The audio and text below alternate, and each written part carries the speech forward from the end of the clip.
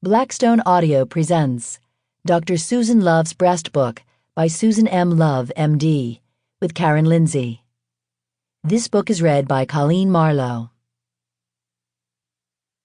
To Carolina Inestrosa and all the women who have died from breast cancer or its treatment, that this disease can end with us.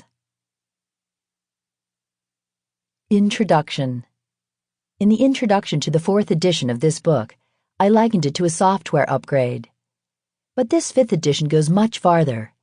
It represents a shift in the paradigm we use to think about the breast and its problems.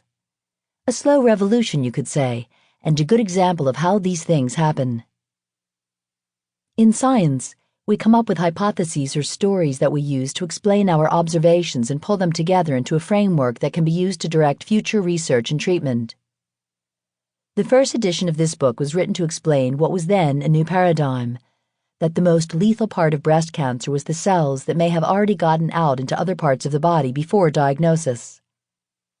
The addition of hormone therapy and then chemotherapy to the initial treatment of the disease was an exciting result of this new way of thinking and established the limitations of extensive surgery as the sole approach. The result has been a definite improvement in overall survival for many women with breast cancer.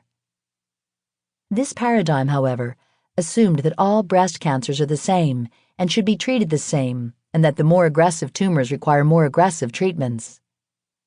This led to high-dose chemotherapy and stem cell rescue in an effort to kill every cancer cell, whether it is hiding somewhere or not.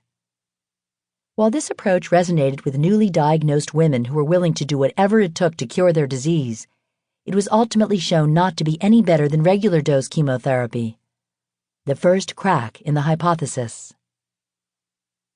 Observations in the laboratory by scientists like my friend Minna Bissell started to suggest that cancer cells might be influenced by their surroundings, while clinically doctors were noting that some cancers were sensitive to hormones, while others weren't, and further that some cancers had different molecular patterns that seemed to define their behavior.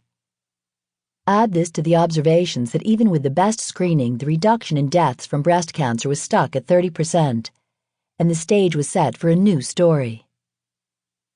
This edition has been completely reorganized and rewritten to present the data with a perspective of the current hypothesis, which is based on 2 new understandings from basic science. First, all breast cancers are not the same. There are at least 5 or 6 different molecular subtypes, and each probably develops from a different step in the evolution of a tumor stem cell. That observation alone leads to the need to determine which subtype a woman has, and then to personal. Sample complete. Ready to continue?